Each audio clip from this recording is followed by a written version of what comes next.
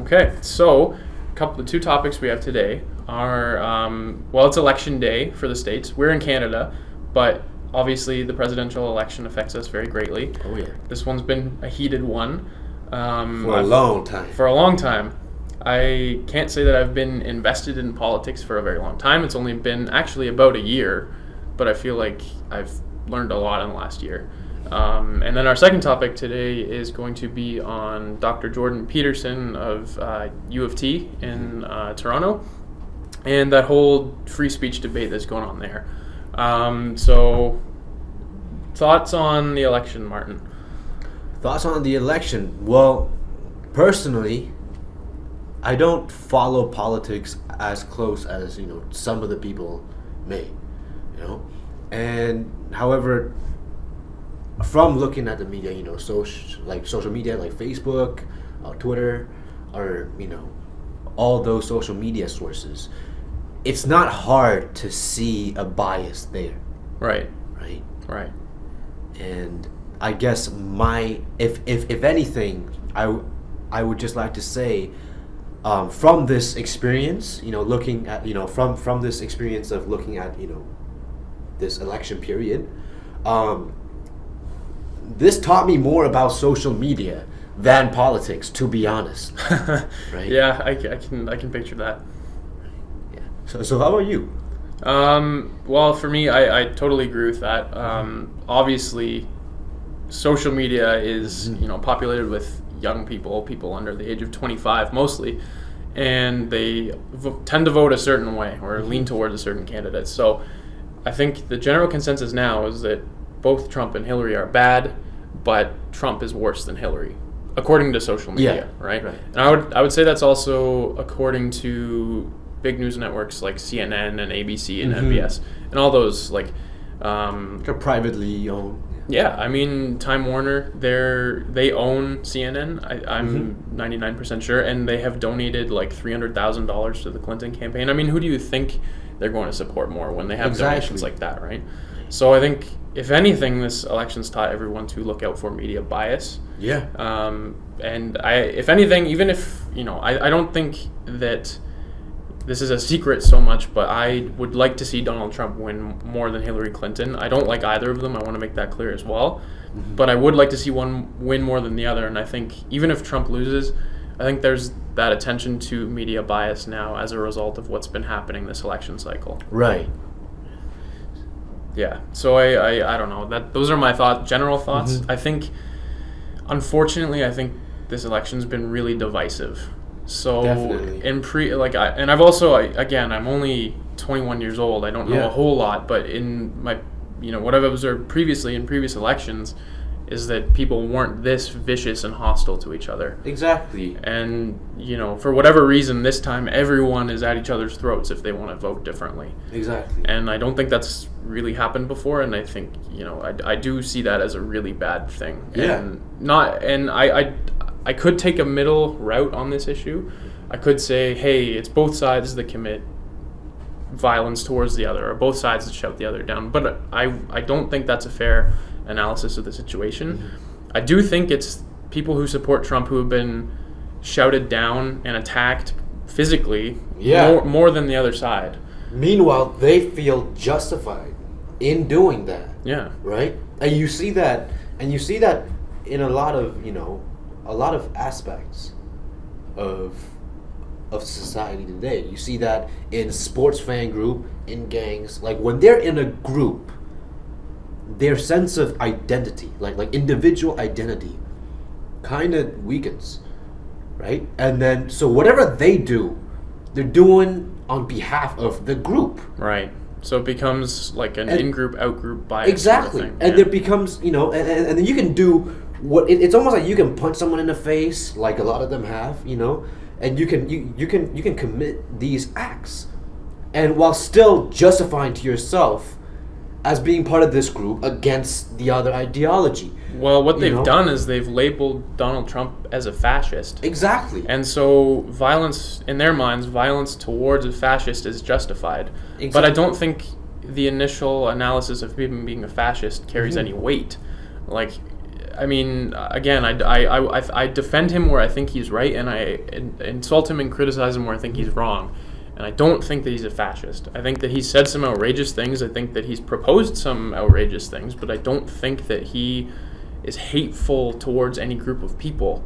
Whereas I think what you see from the political left who are attacking him and his supporters, I think they've I don't know what goes on through their minds, but they clearly have painted him and his supporters as villains, and violence towards villains as justifiable. Based on that, I've seen more montages, about Donald Trump, about ruining his name. I've seen more montages about Donald Trump than I've ever seen about anything or anyone. Yeah. Right? Yeah. I have seen quite a few montages that kind of debunk Hillary Clinton and how many times she lies. Like there's one video called 30 Minutes of Hillary Clinton Lying, which, I think is fair, but what you see, Huffington Post, like you see that on Facebook sometimes. Yes. They're like a media outlet. They post constantly invalid arguments. Like, recently after that whole Trump tape came out where he said, grab him by the... Yeah. After that, several women came out and said, oh, yeah, he did that to me, like, without my consent. But it's funny how only after that they came forward and said it, right? Exactly. I mean, what I've said in the past, when people say women don't support Trump, I've said, well, actually, there are quite a few people who have worked with him and worked for him and worked under him or whatever who said he's actually a decent guy. And they always say to me, well, how do you know they're not paid? And I'm like, okay, that's a fair point. Like, I don't know that they're not paid. But then meanwhile, the same people who are saying that are also saying that, it's not at all possible for these people who came out with allegations against him to also be paid, right? People who are claiming that he sexually assaulted them may also be paid by the opponent. Right. But if I say that, someone's just going to say I'm a conspiracy theorist. Mm-hmm. But meanwhile, they were saying the exact same thing, but in a different situation just moments before. I don't think that's fair at all. So, from that, there's either a double standard or there is inequality in sharing of information. Right. And if these claims had come out right away, like, in 2004 when Trump wasn't in the limelight, I would have said, yeah, maybe there was something there. Yeah. Now I'm skeptical because this would be the ultimate blunder to his campaign if these were true, right? So to me, it just seems awfully convenient that half a dozen women came out and accused him of this right before the election. Seems awfully convenient to me. Let's just make it clear that we are not at all condoning those words that Donald Trump said. Right. Not at all. No, we are actually questioning the credibility of those people that spoke up afterwards. Right. And I of course do not condone what he said in the video. I think, I thought that was extremely inappropriate. I do not condone that at all. I don't think that's just locker room talk. I don't talk like that. I have never really said anything quite like that at all. Locker room talk or not, it's just not appropriate. Even if it is locker room talk, well, guess what? Those locker room talk is not appropriate in that context. Right, and so it doesn't matter whether or not it's locker room talk. Yeah, and you want your president to reflect, like, to be the best among the people, right? Exactly. Right now we're, choosing between the two shiniest turds, or shiniest of two turds, I guess, right? So, yeah, I think the whole locker room talk, I think that's just a cop-out. However, that happened 10 years ago, and that was just something he said. People are claiming that video proves that he committed sexual assault. It doesn't prove that at all. Right. He didn't do it. He was talking about doing it. And he was also talking about women letting him do it. Again, I don't condone that. I think that's disgusting. Yeah. But he didn't actually commit a physical act. He was talking about it. Yeah. Right? And there was also consent implied with what he was saying. So he saw. Right. He saw. Right. Yeah. So I agree. I think that is definitely a valid point against him, the fact that he said all this. However, that does not mean that he committed sexual assault. That's all I'm saying. I want to give people a benefit of the doubt before accusing them, because that's how you ruin people's lives. Yeah, definitely. Yeah.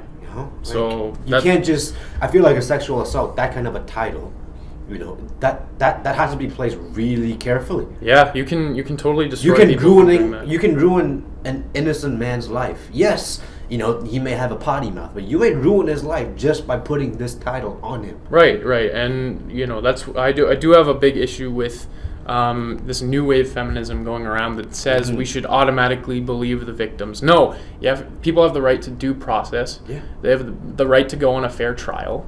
Exactly. So if you find them guilty of it, then yes, they deserve punishment. Yes. But if they're not, then treat them with as equal respect as you're treating the plaintiff, right? Right.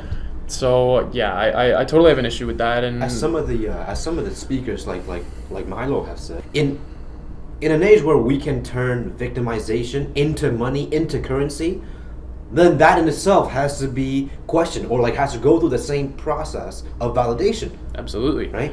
And people do make a living off of being a victim.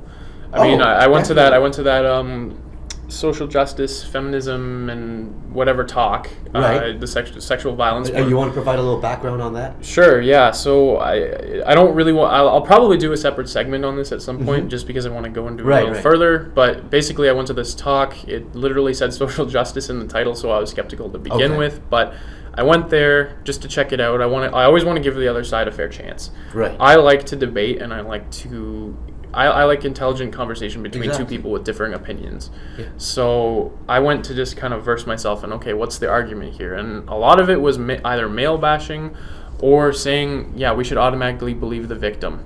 I don't agree with that at all. I think there are a lot of people, women or men, who go around making these claims, and then if people believe them automatically, even if they're not true, that's the end of that other person's existence, right? Mm-hmm. They have no credibility in society anymore. They'll never get another job. Probably be fired from the one they currently have. Mm-hmm. So yeah, there was a case like that in the States. I believe I don't know if you've heard of this. It's called She was called Mattress Girl. Basically, she carried a mattress on her back, in protest of how she's not a sex object or something. Mm-hmm. And then it turns out that she was making the whole thing up, and she got one or two at least people in trouble for that. They ruined their names, a couple guys. That's not okay. Of course not. That's by at the same time, we're not saying that every victim does this. No, this is not a generalization. We're really just we're really just stating that there are exceptions to that, and things are not as black and white as people put them out to be, right? There is some gray areas that is worth looking into, right? But you need the proof. Exactly, you need the proof. Yeah, exactly. You can't ruin someone's life off of this false claim. So yeah, I think that in relating this all back to Trump, I think it is awfully convenient for these people to be coming forward, and I don't think that's a reason to vote against him, I guess, as well. Mm-hmm. That's what all I'm saying. Yeah. So a lot of people would call him. This shouldn't be a deciding factor. Right. If you're gonna choose your presidential candidate for the next at least 4 years, those couple of words should not. Why don't we vote on policy, right? Exactly. Why don't we vote on policy? Yeah. What you actually did. Yeah. Right? Yeah. And that is a fighting point for people to why not to vote for Trump, but we can get into that. But a lot of people would call him a racist and a sexist. What do you think about that? I guess we've already touched on the sexist part, mm-hmm. But what so about the racist? In terms of race, I personally don't think I agree with that, because from his interviews, he made it really clear that it is illegal immigrants that he had a problem with. Now, when it boils down to it, legal immigrants have just amount of same issue, right, on illegal immigrants as Native people did, as local people, right? Yeah. It's regarding the same issue. They got here in square. Yeah, I mean, right? I think I agree with that. It's more of an issue of immigrating illegally versus legally. It's not that he hates Mexicans. Exactly. It's not about race. Right. It's about strengthening the policy, right? It's about backing up the law. Yeah. Right? Well, you have a border, and he wants to secure it. Exactly. I don't have a problem with that. Exactly. People are. One of the things that I do criticize Trump on is he wants to deport everyone already living in the States. And how is he going to do that, right? He's going to do that with either police militarization or a lot of really harmful policies. Exactly. That I really disagree with. But that also does not make him a racist. I think Yeah. it's important not to label him as something he's not. Mhm. We can criticize him for bad ideas, but we shouldn't label Yeah. him as something he's not. The ideas are definitely not good ones, but Right. he's definitely. I don't think he has is some a good racist. ideas, Yeah. but a lot of them I disagree with as well. Mhm. Yeah, but I think calling him a racist is, to be honest, I know a lot of people will call him racist for his Mexican comments, saying like After watching a montage, I almost want to call him a racist. Yeah. Before doing research. Yeah. Right. I 8 months ago I was like, how is this guy running for president? Exactly. But then I did my research. Yeah. And I still just want to make it clear, I am not necessarily pro-Trump, but I am pro-Trump over Hillary. And the claims that he's racist often relate back to the fact that when he was talking about, but you're against Hillary. he was talking about people coming over the border illegally and how they're rapists and whatnot. He was talking about the illegal immigrants, not the Mexican people. And he's actually made it clear several times that he does not hate the Mexican people. Yeah. And there's no real evidence, no real substantial claims to say that he's racist. Mhm. I think he's for Americans. So if you're not legally immigrating, then he doesn't care about you. And Right. some people find that objectionable, and that's fair. But personally, he's the president of the United States, so he should be taking care of the American people first and foremost. Exactly. And that's what he cares about. Yeah. I mean, you get that in contrast with someone like Hillary Clinton, who's called half of Donald Trump's supporters deplorable, called Latinos needy, made fun of Southerners, and then also made fun of Catholics. Right? How divisive is that? Trump's not done any of that stuff. Right. He's for Americans. His whole motto is America first. Now, my objection to that is that I don't really know if I can believe what he's saying, right? Because he has made a lot of lies in the past, and I don't know. I don't actually know if I believe his whole shtick, but at the very least, this is what he's claiming, and he's not giving anyone else any grounds to disbelieve him when he says he's anti-American. Right. Right. It's it's just I'm actually on the same boat with you. I personally have a lot of second thoughts about his ideas, whether or not they're practical, and basically about a lot of things that he said. It's just not appropriate. However, I also question a lot of the titles that's been labeled on him, right? Yeah. And I just feel like it's a far stretch to make that kind of an assumption and generalization. Well, yeah, I think what I want to do is defend him where I think he's right and attack him where I think he's wrong. Exactly. And I just want to look at this as objectionably, or I don't know, like as objective as I possibly can. So yeah, like I don't know if you know, but once upon a time he said he wants to open up libel and slander laws to possibly go after media and journalists who paint him in a negative light. Okay. That's more of that's concerning to me, because that is attacking freedom of speech. So Right. people are allowed to write, hateful or vitriolic things about him, and he should not be able to go after them for that. Exactly. And this is where kind of where his thin skin comes in, right? He's very hot-headed. He gets offended easily. If you've ever seen his Twitter, he's always going off about how unfair the election is or how it's rigged, and he gets people rattle him really easily. But I don't think that you should be opening up libel and slander laws to attack people like that, right? That's freedom of speech. And also there are laws already in place to prevent actual lies from occurring. It's about the presidents as well, right? Just like this today, yes, this you place this law today with this purpose in mind. But after time, those purposes are going to change, or the law stays the same. And what you can do with that law, it's it can be life-changing. Yeah. Right? Yeah, for sure. One of the main things that I'm about is freedom of speech. Pretty much above all else.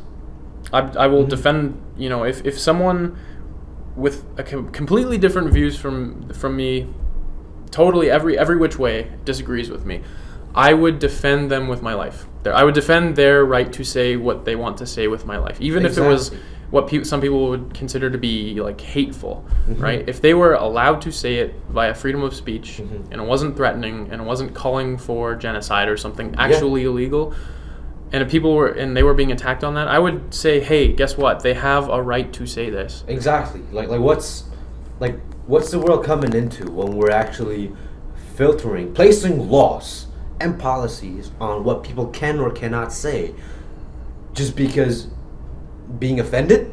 Yeah. You know, Yeah. the laws are not supposed to protect you from being offended.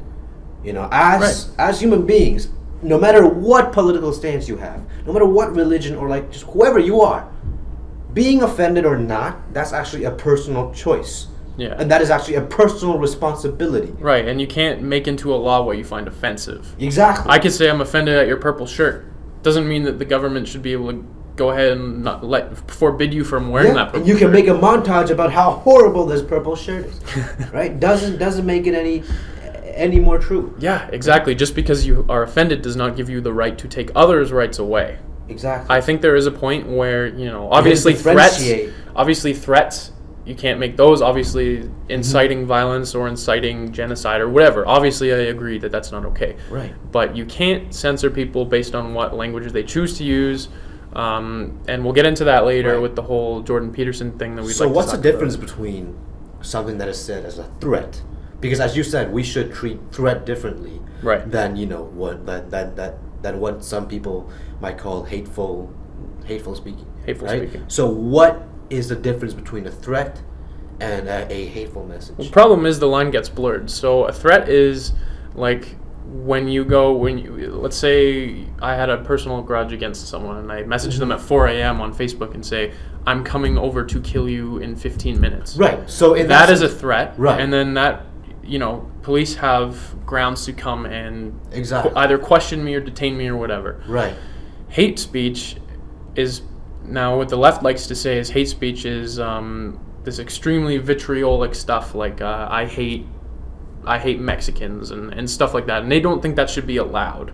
I think that should be allowed. I think if you say that makes you a bad person. Yeah. But it should still be allowed. Exactly. But then the line keeps blurring and blurring and blurring to the point where if you disagree with people, not even say anything offensive, but disagree with people, then they'll shut you down for it. So I know in the UK there was a few cases of people saying, hey, maybe we should slow down on the Syrian refugee immigration, right? Like, we don't want this many people coming in because we can't handle it. All of a sudden, that becomes a race issue. Yeah, people are claiming racist, and police actually showed up at this person's door for posting this on Twitter. Yeah. That is a fascist society. Exactly.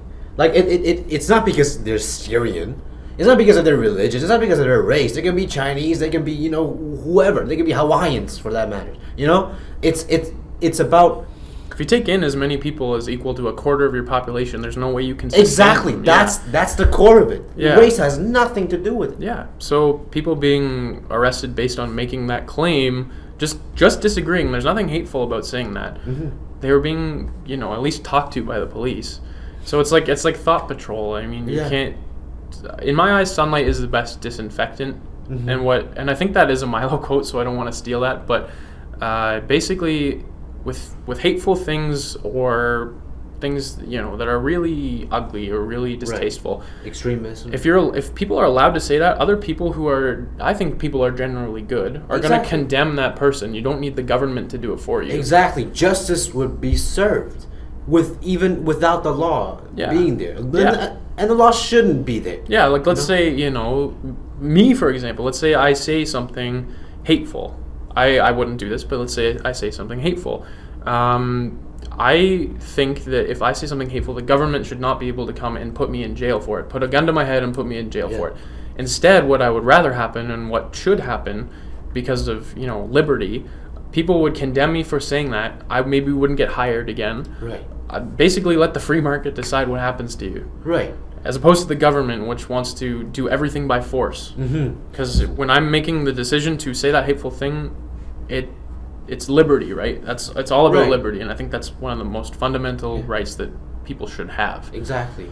And then you will attract, the amount of hate that whatever that is that you said deserves. Yeah. Right? I deserved it. Exactly. Yeah. And that's regardless of the law being there or not, right?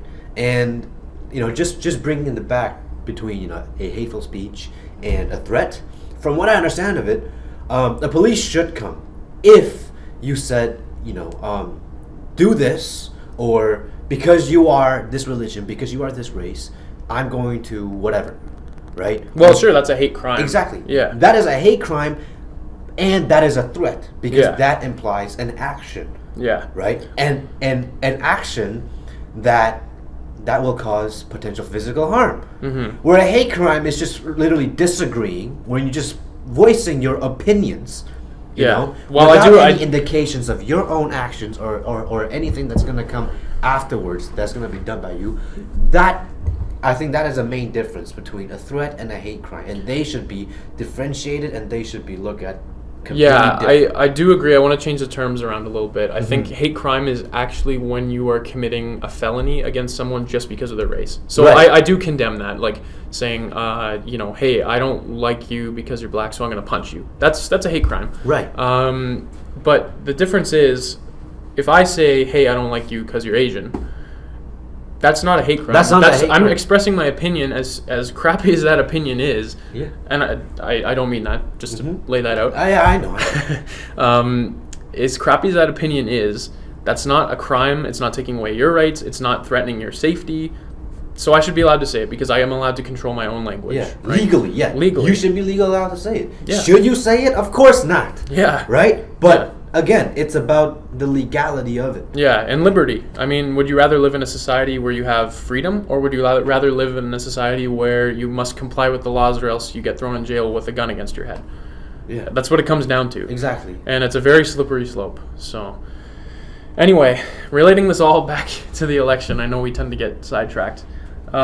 Just to look at the other side, what are your thoughts on Hillary Clinton? My thoughts on Hillary Clinton, well, I personally, I think that she is a very, very good politician. I thought you were going to say person, and I was like, No. I'm going to disagree. Right. I'm gonna say that she is a very good politician. She does politics very well. I have to, give respect to her for that. Well, she 'Cause plays the game well. I Exactly. don't know if she actually She- gets stuff done. She plays a game well, like she's very good in politics, in the politics of things. Yeah. Well, she's Having poised. that political smile, whatever. As creepy as that smile is. I don't know if you watched any portion of the debates, Yeah. but she just. Ugh. But that's personal. But that's Yeah, I don't want to move on ad hominem attacks. I Yeah. think that those aren't fair. However, because I dislike her so much, I may tend to do that. But yeah, I think my thoughts on Hillary Clinton are not positive. Mhm. I think she is probably the weakest Democrat ever, maybe. Right. With the whole email situation. I know recently, as of either yesterday or the day before, FBI said, we looked through 650,000 emails, couldn't find anything incriminating.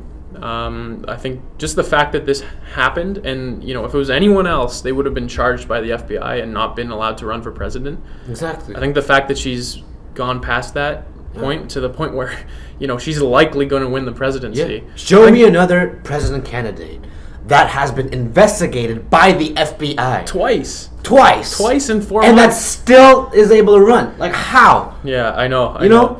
It's nuts, and then there's this debate about the just because the FBI is investigating her doesn't mean that they're investigating crimes. What are they? What else would the FBI be investigating? Well, I've read reports that said the majority of FBI agents actually involved in the case were recommending charges, but the fact that James Yeah. Comey is the director of the FBI, and he recommended not to, and then therefore Loretta Lynch, who is the Attorney General, said, okay, well, we're not going to press charges. That means that, you had, let's say, 80 FBI agents, or it's something like that, said, well, there's grounds here to press charges. And then you had 2 or 3 people say, oh, well, we don't want to. Who's in that position? Yeah, I mean, of course those people are going to say no because, Loretta Lynch is deeply involved with the Democrats. Right. Of course they're going to recommend no charges. So I think even just the fact that Obama has endorsed Hillary Clinton, who was under investigation at the time, I think that's appalling. Like why should we be supporting this candidate. Exactly. Right? And then not only that, but there's just like countless little things that I can name as well, and countless scandals, like the whole corruption against Bernie Sanders within the DNC. They totally rigged it against him. Like he was I won't say probably going to be the presumptive nominee, but he was on a good path to being the nominee. Yeah. Right? And he would have been a much better choice, in my opinion. I disagree with socialism heavily, but I think he would have been the better choice. And then there was something that I really appreciate about Bernie is that he made a lot of people rethink, and reevaluate the structure of the system. I agree. Right? I think his policies were actually very harmful, in at least economically, in a lot of ways. But I agree with what you're saying. I think he made people care. Exactly, right? And then actually let people look at the system today in a different light, right? And I think that's where the damage comes from. That actually got him being rigged, as you said, and it's unfortunate. Yeah, it is unfortunate. I would have rather have seen, just based on integrity and who I believe he is as a person. Exactly. I think his policies, to be honest, are probably more harmful than Hillary's in a lot of ways. But in terms of integrity, I would have much rather have seen him being a nominee. And his values, right? It kind of. I don't even know about values. It made me think of JFK. Really? See, I don't know about values, and I don't think Bernie, as a lot of young people, I feel like an old person talking about this because I'm like, all the young people. But I don't think Bernie there's no grounds to say he was a morally good person. I don't think there's grounds to say that. I think that he said a lot about fixing the middle class and making sure everyone earns a living wage and all that stuff. Sounds nice. Yeah, it does, yeah. But how he wants to do that is enact supreme executive power, like this huge, massive, centralized government to do this, and I question why he wants so much power. That's where I kind of second guess that. Right. I don't believe that tens of millions of people should be governed by a couple of people. Should be governed by this one superpower. I don't believe that. I believe that power should be more divided locally. Yeah. And then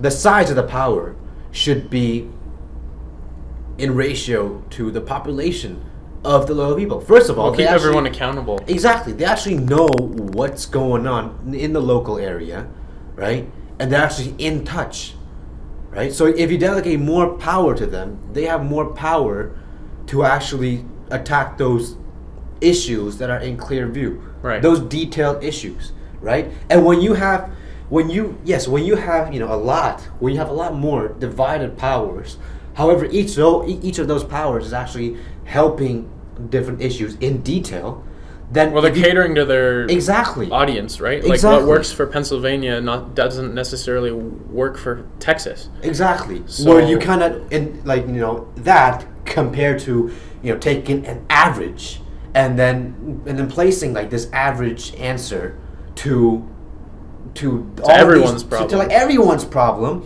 that's gonna serve no one. Right. Yes, it's fair theoretically, but that's gonna serve no one. Right. And I because think nobody's issues is that that doesn't address any one issue specifically. His whole shtick was that there's too much corruption at the top, and therefore we need to tear down the establishment and change things. And I think a lot of Trump supporters would say the same thing. But his solution to that was give the top people in the government more power, right? He wanted to make a bigger government, even though he said the government's corrupt. So I'm not really following his logic there. He's saying there's an issue with the government. They're too powerful. Therefore, we are going to create an even bigger government to regulate that. Right. That doesn't make sense. Did he say that the government is a problem, or the government being affected by the major corporations? Combination of both. Right. He pointed his fingers at a lot of the big banks and corporations, which I don't necessarily disagree with. And then what he pointed at the government is that you guys shouldn't be affected by these, major superpowers. Yeah, but I think his argument was also the politicians that we have are they're in Wall Street's pocket, basically, right? Or Like, so could his stance on making a stronger government be be aligned with his original claim? Because could it be that he wants a stronger government to actually be resilient from the corporate greed? yeah, that could have been his idea of what might have worked. Right. But then, and I don't agree with crony capitalism, which is basically the corporations and the government working together really closely to benefit both of their interests. Don't agree with that. But Bernie's solution to that was instead taxing everyone a lot of money, right? So the 1%, he was going to tax them, like, I don't want to say 90% without having anything to back this up, but there were claims that he was going to tax them 90%, or at least let's dial it back to 80 to be fair. Let's say 80% of their wealth, and then that's how he was going to pay for everything. And the math's been done on this, and I can probably pull up a resource just so I'm not making claims without backing them up here. But if you did that, like taxed the wealthy 100%, like the top 1%, even the top 5%, 100% of their wealth, you still couldn't pay for what he was proposing to do with the free college and the free free educate or free healthcare and that kind of stuff. You still couldn't pay for any of that without taxing everyone a huge amount. So I think with Bernie, I get the vibe that he genuinely thought that was the right way to do things. Right. However, history has proven that that's not the right way to do things. And I would like to do a section strictly on Bernie.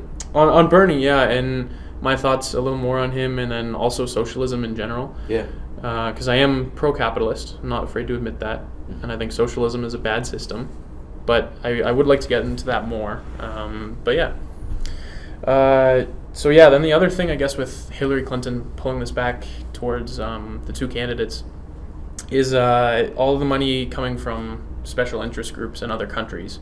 So this is the candidate who claims to be for gay rights and women's rights, and then she takes foreign donations from Saudi Arabia, throws gay people off buildings, and treats women like second-class citizens.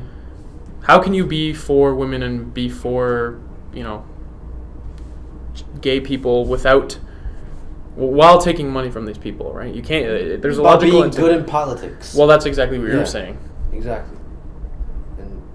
And yeah, if it's like you asked me from the very beginning, what I feel about Hillary, I don't trust her. I don't really trust either of them, but I'm more likely not to trust Hillary. Yeah. No, I agree with that, and I think there's all that dirty money from Qatar, Saudi Arabia, probably Turkey in there somewhere. There's just human rights disasters, and she claims to be for people. No, she's for money. Yeah, of course. Yeah, she's for money. Yeah, she doesn't care where it comes from. Exactly. So yeah, I don't know. Anyway, I have a huge issue with Hillary Clinton, and yeah, who do you think's gonna win?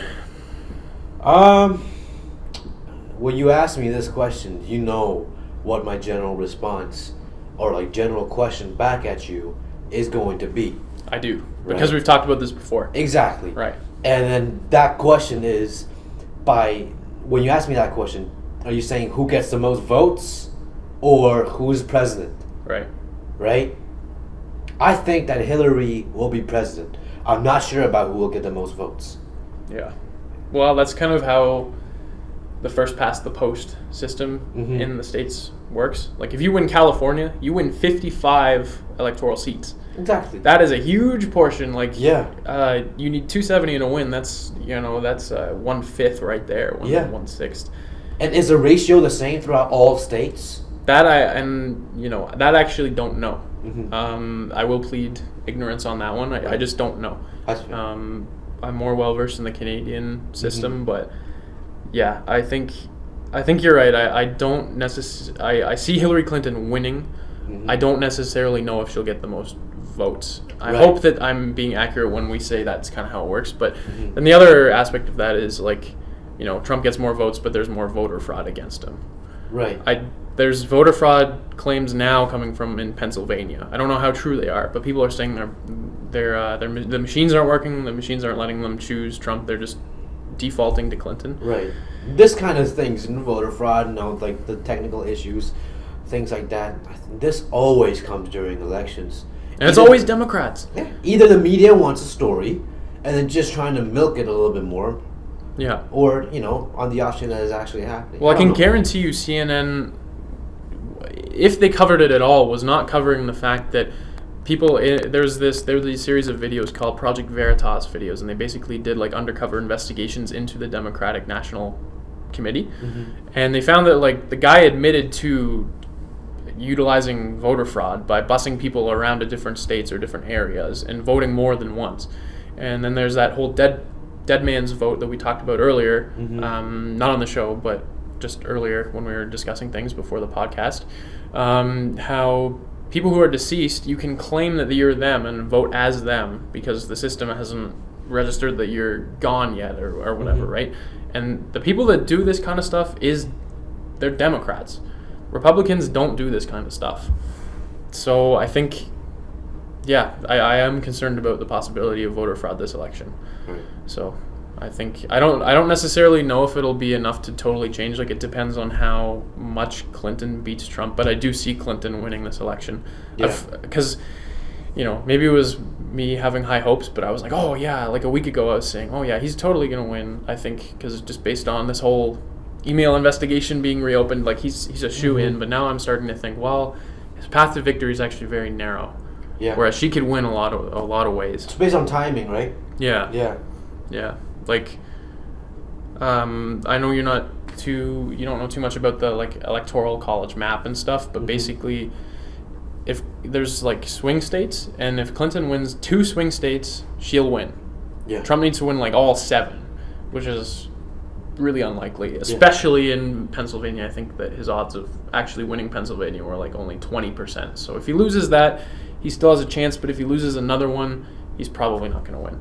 Yeah. Which is kind of depressing, because I would vote Trump if I could. I would. I don't think he's a good candidate, but to prevent a Clinton presidency, I would. Yeah. And you know where I stand on actually voting. I don't think it makes a difference. I think at best it's just two slightly different sides of the same coin, and I don't. Yeah. I think that if it actually makes a difference, it wouldn't have been allowed for us to do it. And that's where I'm going to leave it at. Fair enough. Yeah. Fair enough. I think, at least from what I understand, because the establishment hates Trump so much, I think people who are like you and tired of the whole establishment politics and like it doesn't really matter what we vote, it's just one side or the other. Like it's kind of like an oligarchy or a monarchy where the same families are always in power. Yeah. You look at the Bushes; they were, like between Bush and Clinton, they've had the majority of like presidencies in the last number of years. It's almost like ideology. It's almost a tool they use to actually move the people to the direction that they want to. Yeah, it's like two families disagreeing on how to solve this so that they keep getting they have, because who's reporting these issues? The media, right? You go to CNN, Facebook, or whatnot, right? And who's running them? People. What do people want? What do people want? Money, of course. Yeah. Right? And it's all about money. It's all about money. Yeah. Right? People have lost their morals. Exactly. Yeah. If you can make a profit off it, then people have no hesitation to do it. I think there's so much dirty money in politics, and that's kind of one policy that Trump has proposed. Politics and media. Yeah, one policy that Trump proposed, or at least an idea that he has said. Now I don't know if he'll adhere to this because he is a very rich man and businessman, but he wants to get a lot of the campaign donations out of politics because a lot of the time it is the candidate with the more money that ends up winning. Clinton has spent way more money this campaign than Trump has. Yeah. Especially from super PACs and donors and hedge funds and stuff. So I feel like I don't agree with Trump when he said that he wants to place laws on media. I don't think that is a solution. Right. I see where he sees a problem. I see the problem that he sees. Yeah. But I don't think that is a solution. Well, don't obstruct their freedom of speech. Exactly. Another solution is to educate the people to look at media in a different light, right? I think that is a better solution where you actually, reach the people in that sense. Not acknowledging that, okay, well, the people are helpless to the media's message. So manipulating the media is the only way that we're going to solve this issue. Because that's the message that you're sending. Well, When again, you it's the said whole, sunlight cures or sunlight is the best disinfectant. Exactly. If you censor people from saying that, they're still going to think it. Yeah. But basically, you got to say, well, you know what, you're allowed to say that, and then the people can decide for themselves. Exactly. A lot of millennials get their news off of BuzzFeed or Huffington Post or Salon or Facebook. Those, it's like an echo chamber. Exactly. Like, you never get a differing opinion there, and if you do, then you're removed from, because people have been getting removed for voicing conservative points of view off Facebook, off Twitter, all that kind of stuff. For sure.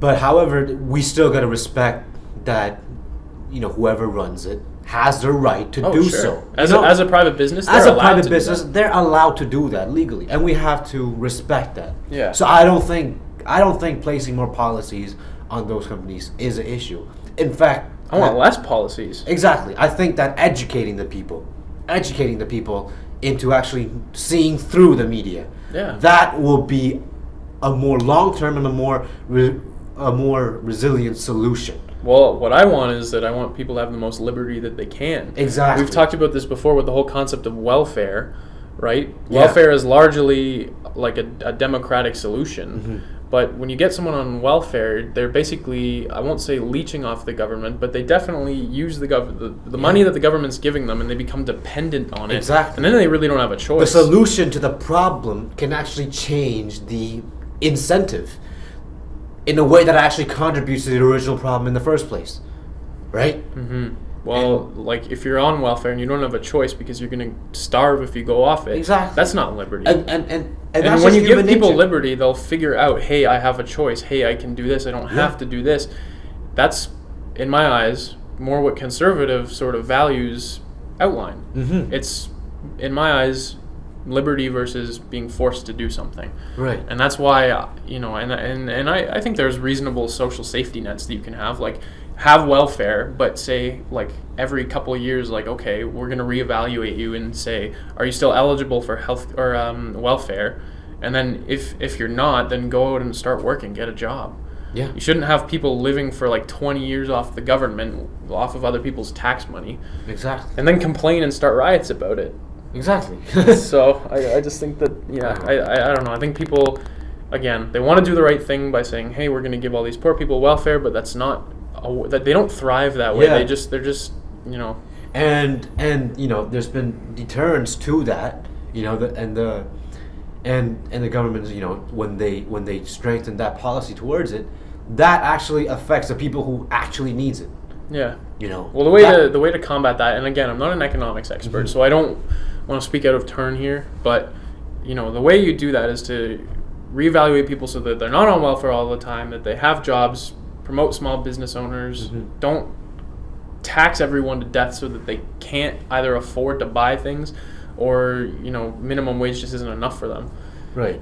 I just think whenever you force people to do things, then you have a problem, and then they're not. You're holding them back. Everyone's striving for success. That's what America's all about.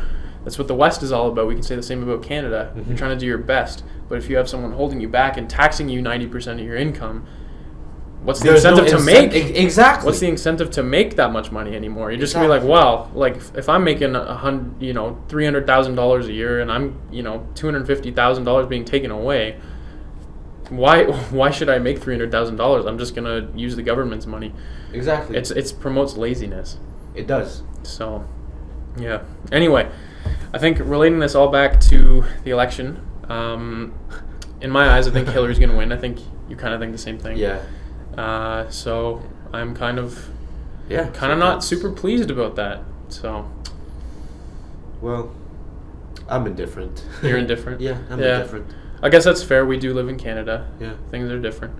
Not just the fact that we live in Canada. I'm just indifferent. Indifferent. Yeah. If you had to choose, who do you think you'd? If I had to choose, I would choose to be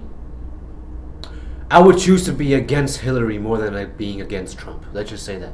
Yeah, that's more or less how I feel as well. Okay, so we are all actually almost at the hour mark here. Right. It's crazy. Should we touch on the professor? Yeah. If you're down. Yeah, I'm down. Yeah? Okay.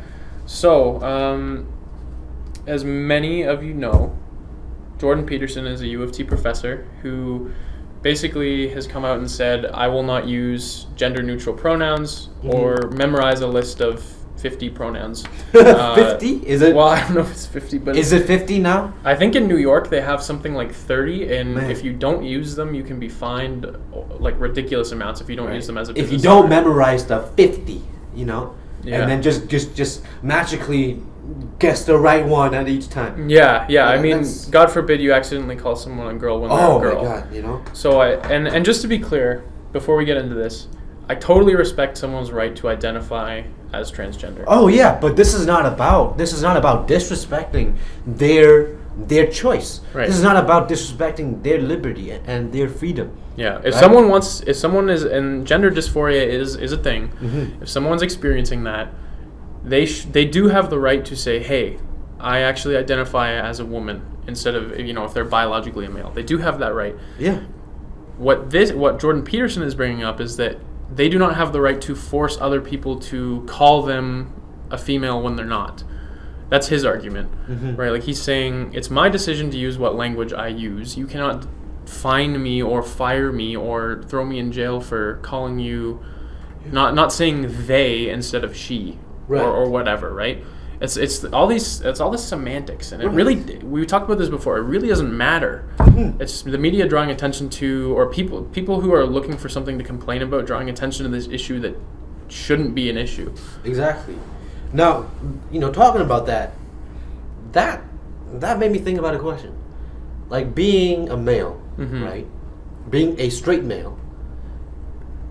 And if I get offended if somebody calls me a she, or if somebody calls me, a female pronoun, and I make, and I bring that to massive attention, will I get the same protection and will I get the same No. treatment? No. Right? You wouldn't. All of a sudden, it's become, so what do you got against females?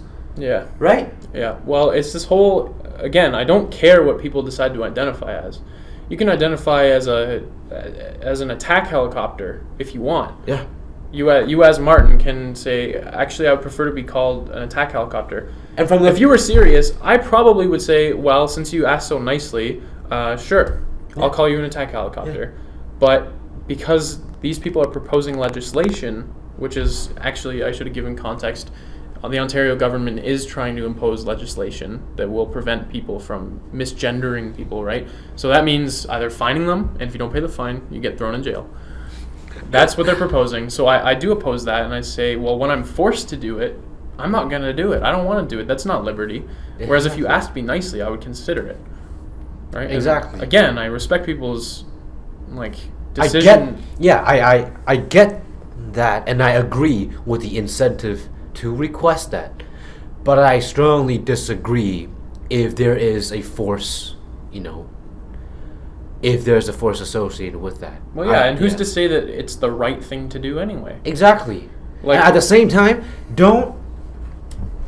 Well, I shouldn't say don't. You can do whatever you want. Right. Right. But let's say, if I'm a transgendered person, right, and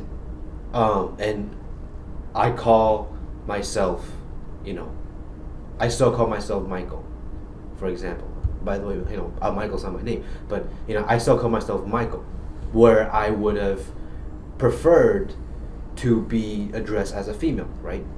Let's say, for example, I wouldn't get offended if somebody said, "Hey, go ask him, go ask Michael." Yeah, I mean, make it obvious. Like don't have a gender specific name, and there are gender specific names. A Peter is a guy, and a Natalia is a woman, right? There are, and then there's nothing wrong with that. Don't start attacking the name as well. Just make it obvious for them. And then if they get confused, if they address you by something that you don't wish to be addressed, don't fire up a lawsuit. Correct them. Yeah, ask them nicely. Say, hey, actually, I identify as she, her, whatever. And then, most people will go, oh, I'm sorry about that. I'll Right. change that. Some people would be like, no, I'm not going to. Yeah. But that doesn't like. But yeah, let's so, not confuse that with what Jordan Peterson did, because Jordan Peterson is not addressing an individual. Right. Like right? he's addressing actually the said, whole class. He's actually said on camera, there was an interview with him. He said, to a transgender woman, a man going through transition, and they decided to go as a woman. She asked him, would you, if I requested you to do it, would you call me they? Would you use they as a pronoun? He said, yeah. If they requested it, sure. Yeah. Or no, it wasn't they. I don't want to misrepresent this. It wasn't they. It was she. He recognizes he and she. He doesn't want to use they, and he doesn't want to use like je, jer, thou, or whatever it is. All these made up words. Because it's just bad grammar. Well, not only that, but like these aren't words that have transitioned into the English language naturally. And then it's all these words that are forced down our throats. Like you must learn these 30 words. Or Granted, whatever. English language today has gone through evolution, Sure. but I don't agree with this type of the evolution, considering the reasons behind it. Sure, I don't talk like Shakespeare anymore, but that doesn't mean that you can legislate words into the English language and force people to use them. That's not that natural transition of language. Exactly. So that's what he has an issue with, and I hope that I didn't misrepresent him here because I don't know all the details, but that's basically his argument.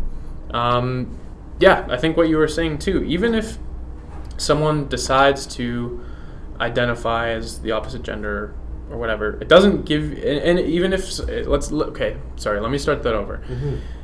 If someone identifies as a woman and they're biologically a man, and someone misgenders them by accident, and they get offended, just because you are offended does not give you legal rights to do anything. Yeah. It's not a human right to go by the proper pronoun. And I know the advocates of this bill, this legislation, are saying, well, it's so harmful to the transgender community to misgender people. I'm sorry, I didn't realize that calling some he or she was going to end their life. Yeah. Right? I mean, they make it seem like a bigger deal than it is. Like, oh, definitely. and people just, we were talking about this before, the whole safe space trigger warning thing. People are so soft now. Like, when can we not, like, people will trash Trump for having a thin skin and then come back and say, oh, I'm offended that you didn't use my pronoun. I don't think this is even indicative of the majority of the transgender movement. Exactly. I think most people are perfectly happy just to identify as themselves and say, hey, I'll leave you alone. Right. You leave me alone. That's fine. I agree with that. And honestly, I can, in my opinion, with this whole movement, I think the same phenomena will start to happen with feminism, where a lot of women actually disclude themselves from the idea of feminism. Oh, that's already happening. Yeah, when they actually agree with gender equality, and this has actually been done, right? 90-something, I forgot, like 90-something% of women in England, I think. Agrees with gender equality. However, only 7% of them addresses themselves as a feminist. Right, because the definition of feminism is no longer indicative of what it actually means in practice. It no longer reflects the practice. Right? Or the practice no longer reflects its original ideology. Yeah, I mean, the definition, you can link me to the textbook definition of feminism. It says equality for both men and women, total equality. And then, then you can... Why would you call it equality in the first place? Gender equality in the first place. Gender equality. Yeah, sure. we already have a name for that. Yeah. Right? Yeah. That's like me saying, okay, I'm gonna start this thing called manism. Or I don't know if that exists. It actually does. It's called it actually does. It's pretty bad too, to be honest. That's funny. Yeah. I don't agree with either. I call it manism, and this is just gender equality, where all we do is we actually bash on women. I don't agree with that at all. Yeah. Just call it what it is. It is gender equality. Yeah, and what's going on with this is third wave feminism now, like the current wave. First and second wave feminism was good because it gave women the right to vote. It was the whole women's suffrage thing. Yeah. I agree with that. That was important. For sure. It was all about, But at the same time, that came from a different context. It came from a different era. Time. Exactly. Yeah. A different era with a different context. Yeah, and now men and women, like, there certainly are discrepancies and certainly inequalities, but there are on both sides. Yeah. Like, if you take a look at car insurance rates, for example, men have much higher car insurance rates than women. That's not a sex thing. That's because men get into more accidents, right? Yeah. So it makes sense, but it's still an inequality. Exactly. I'm not claiming that should be equal. But then also, you look at it alternatively, and in divorce cases, men lose everything. Women for sure. Women take my God. everything. And how is that fair? That Right? that's actually what really, you know, that where it hits me on a more personal level. You know, I it's just such an injustice. Yeah, and it really is. Existed. And that's an inequality. But feminism, you know, feminists who claim to be for gender equality never talk about that. Yeah, they never ever talk about that. No, but instead they decide to point at magazines and say, "Oh, that woman's too skinny. Like she's not representative of what real women should look like, or whatever." And then suddenly that's an issue. So I mean, there certainly are issues. Yeah, definitely. But there are also issues for men. And so But if you're they're not, making it seem like it's only one way. Yeah. Where it's clearly not. Yeah, and they're claiming people for saying things like the military requiring both men and women to pass the same physical test to enter the armed forces. They're saying that's sexist. That's crazy.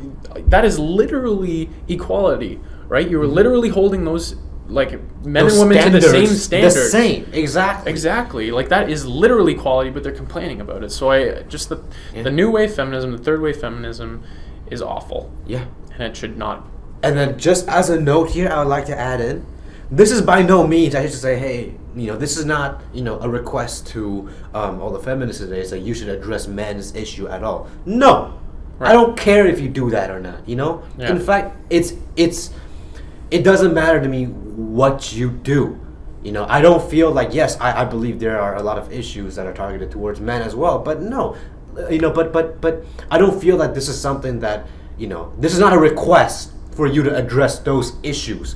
This is not it. Well, let's stop pretending that we live in a patriarchal society. Exactly. This is about that. This is about observation, you know? Stop taking the stance before you know an issue and actually look at those issues individually. Well, there was one Emma Watson talk that I watched.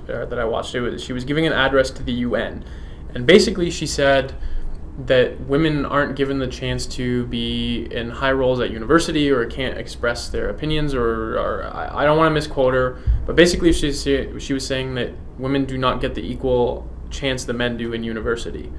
That's just not true. You can be a presenter, male or female, given the same opportunities. There is nothing that is unequal about that. I'm sorry. I don't know how they make that claim. I'll have to re-watch the clip just so I don't misrepresent her again, and then be able to refute it. But she did say something along those lines. It's just not true. You're spreading misinformation, and you're basically saying to people before they even had a chance that they're already disadvantaged, and you know then they're gonna blame the patriarchy, this invisible patriarchy that doesn't, you know, you can't, if they can't name a single law or policy that actually discriminates against them, but apparently it's still there. If you're telling people that they're going to be disadvantaged right from the start, of course they're not going to do as well, because you're saying, well, you already other people are already handicapped. Like, exactly, it doesn't. It's so backwards. And there may be correlation in the statistics, but you can't just place causation and treat it like a causation because you feel like it. Exactly. Because it's There's easier. no science behind because that. it's easier. Yeah. You know? And I think that's why I don't feel like feminism should start addressing men's issue. I think that right now where feminism is, it should just end, or at least it should just be what it should be is it should be drawing attention to human rights atrocities committed in the Middle East and third world countries. Yeah. Exactly. Human rights. Not necessarily man versus woman, just treating everyone the same. Yeah. And I mean, women in third world countries and in Middle Eastern countries are treated really badly. Yeah. And in that sense, when you focus on human rights, on a human scale, you help everyone. Yeah. You know, way more than you ever would by just simply trying to make that causation exist when you're fighting for supposedly oppressed women. I will say that women do fairly objectively have it worse off than men in third world and Middle Eastern countries. Yeah. When I said that previous statement, I'm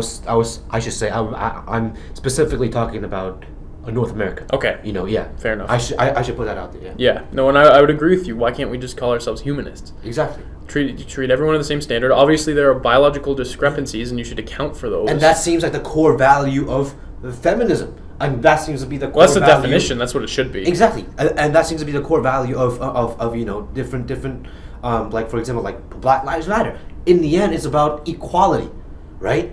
So let's just make that as a whole. And let's not hold Black Lives Matter to a decent standard though. It's a huge mess. Yeah. Yeah, we can get into that another time. Right. But yeah, let's not put Black Lives Matter on a pedestal here because they're not a good organization. I mean. But you mean sort of like I mean on paper, I mean theoretically behind, those theories of why those programs took place today. Well, that's kind of how they force you to agree with them, isn't it? They say, oh, like if you oppose feminism, they're like, oh, well, you don't believe in equality for men and women. What a jerk. Exactly. But then the same thing with Black Lives Matter. And we can touch on this another time. They say, "Oh, well, you don't think Black Lives Matter? Well, you're a jerk." It's like, well, no, I'm not saying that, but I disagree with your movement. But they force you into saying that, and then they attack you with really lazy arguments. Exactly. Yeah. Where in reality is actually because that they believe in those inequalities. That's why they are against it in the first place. Yeah. Because the practice is just different. Yeah. The practice is just different. And feminism, don't get me wrong, was much needed around the women's suffrage and civil rights era, but not today. It's needed in third world countries today. Sure, right. Feminism, humanism, whatever you want to call it. Like, holy crap, they have it bad. Like, and I don't mean to laugh because it is horrible, but in Saudi Arabia, like, if you are a woman that gets raped, to prove that person raped you, you need like 5 male witnesses or something like that in a Sharia court. Yeah.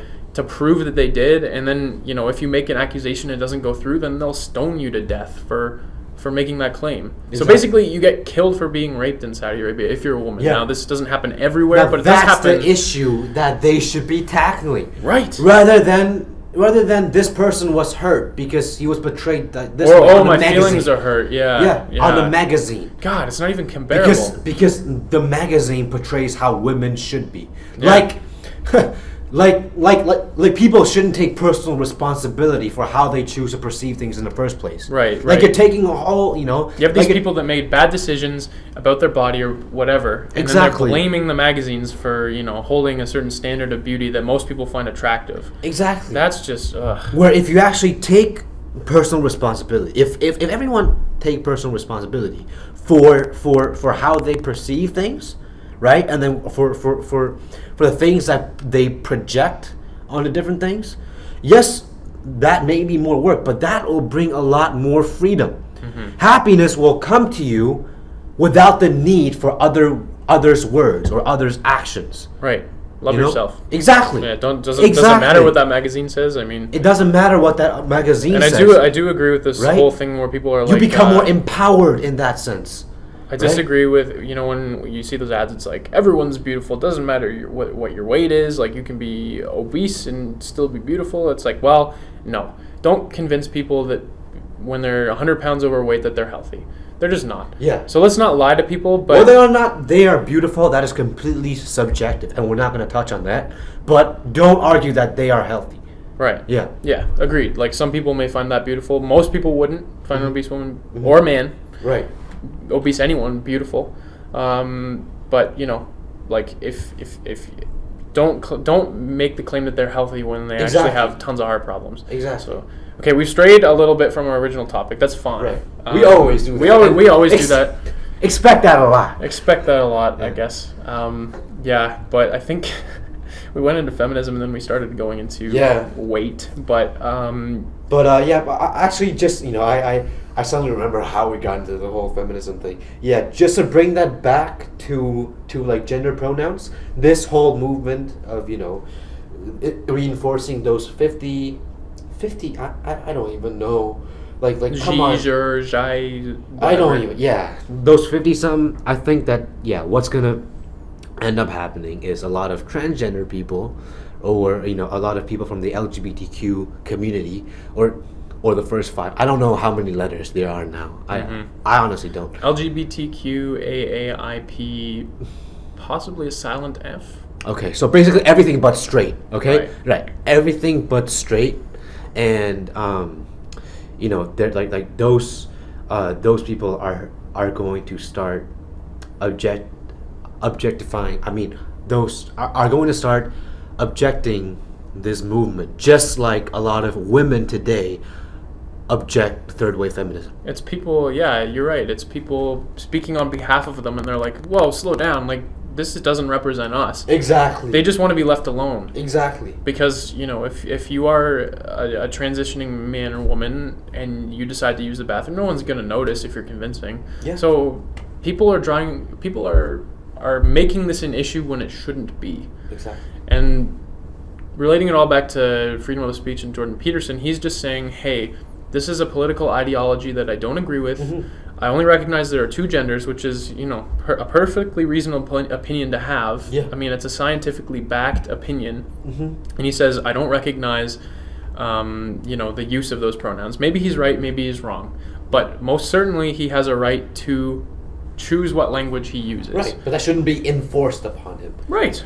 Yeah, no, like, he wants to use he and she. He doesn't want to memorize a list of 50. He doesn't want to use gender neutral. And they're treating personally, if I were in this decision or in this, I would not memorize 50 words, and I definitely would not be in support of this bill. I am not in support of this bill. When the number has come to 50, is it really not obvious that there is a problem there?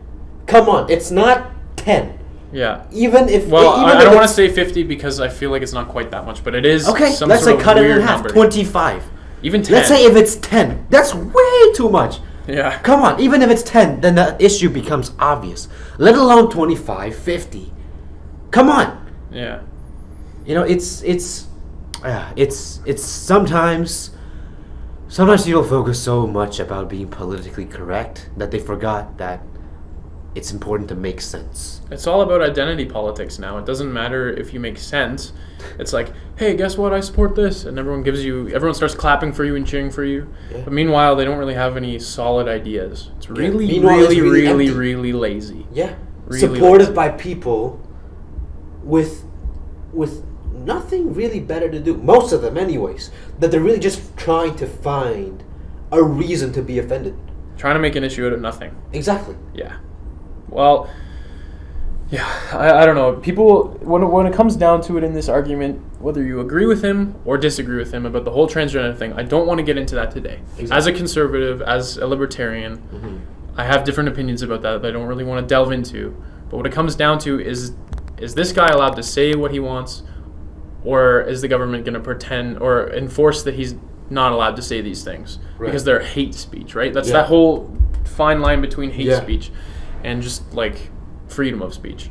People try to say that hate speech should be illegal, and then they define this as hate speech. This is not hateful at all. Exactly. It's as simple as you call a person who prefers to be addressed as her, and you call it him or he. Yeah. That's hate? Yeah. That's hate? No, And it's not. His license should be removed? Well, he's tenured, fortunately. Otherwise, I'm sure they would have let him go a while ago. But he's tenured, so therefore he can't be fired. Exactly. It's. But yeah, like what it comes down to is, All does those he have research. Does he have the ability to express his opinions and his ideas freely, or is the government going to shut him down and fine him and throw him in jail for not using this because it hurt someone's feelings? Yeah.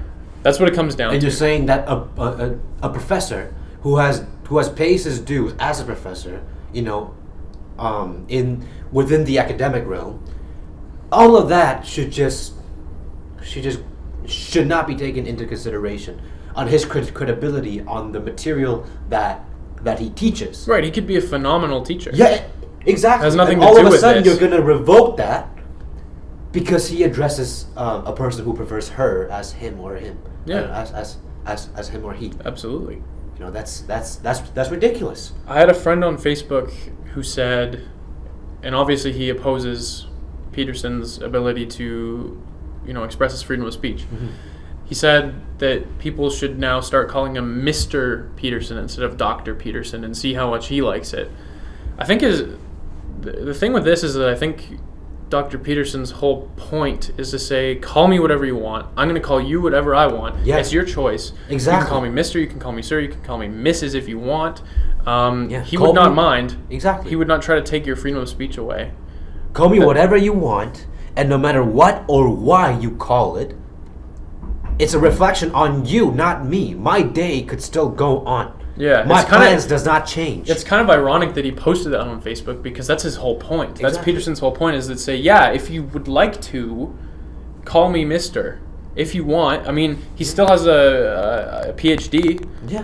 He's still a doctor by technical terms, right? Mhm. Technical terms, he's still a doctor. Doesn't matter if you call him Mr. You can call him Mr. If you want, you're wrong. But it's kind of ironic because that's sort of the same thing with the transgender debate in general. Right, you can say, "Hey, I actually, I'm a male, but I identify as a woman." You can say that, but like, you're still a guy. You're still a man, biologically a man, right? You can say that you're not, but you still biologically are. But And you can just call because- yourself whatever you want. I mean, Exactly. it's ironic that he posted that, and I thought it was interesting. So, I don't know. Final thoughts, Martin?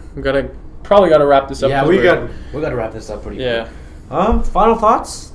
Honestly, I think let's I'm gonna make a final thoughts about this pilot, of this. I think in the future, yes, expect a little bit of a sidetrack, but at the same time, I think it'll be a good idea if we have a little more effort into actually not get that sidetrack, and then just revolve around a core. And Yeah, well, I'd like people's opinions. Like, Yeah. if you're watching this, I'd like to know what Exactly, you would like please. to see from us. I know this is our first try, and we're gonna get like 16 views off this, and half of them will be from me.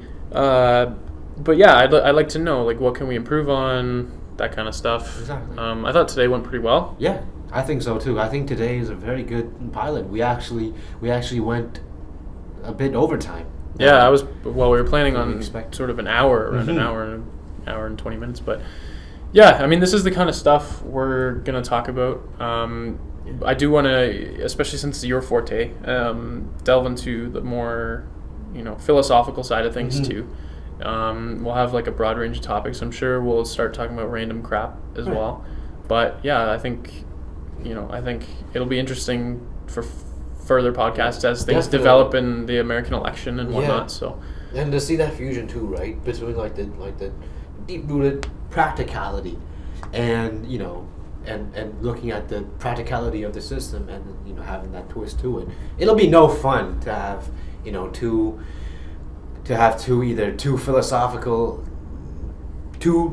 philosophical oriented people Agreeing on everything. delve into the clouds, or just stick your head in the dirt, just being so practical about it and not seeing the big picture. well, we and you'll come to know this, but we obviously disagree on some things, Mhm. and I'm sure we'll be Yeah. able to find some of that. And Exactly. get Today we actually managed to agree on a lot of the on most things. on most Yeah. things. So in the future, expect more heated discussions. I'm not gonna say arguments. Yeah, expect more heated discussions. Well, we want to get other people on here too. Yeah, Talk about definitely. stuff. And expect I other know- people. yeah, exactly. Other people, other opinions. Yeah. So, all right. Well, thanks for listening, Thank you very much. and we'll try to do this every week, Yeah. but we'll see how it goes. All right. Thanks. Awesome.